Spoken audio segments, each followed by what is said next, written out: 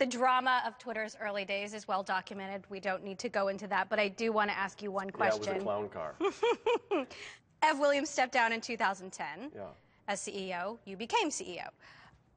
As Nick describes it, Ev was told he was fired and you were the new CEO. Then Ev said you wouldn't be a good CEO, so you were told you were fired before the board said actually you're hired. What actually happened?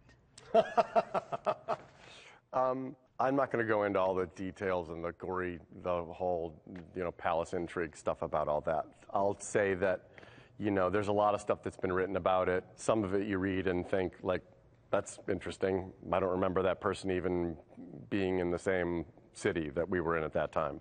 It is what it is. Here we are.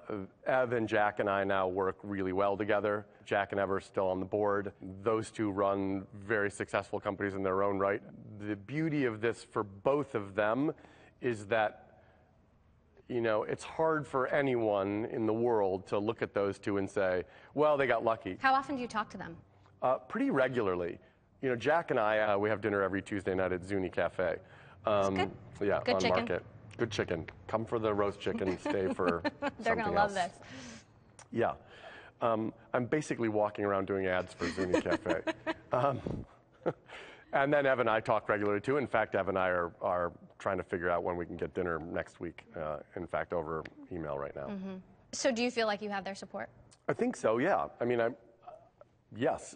The short answer is yes. Jack really thinks about the product from he'll have these product insights that come at Twitter from a very different angle.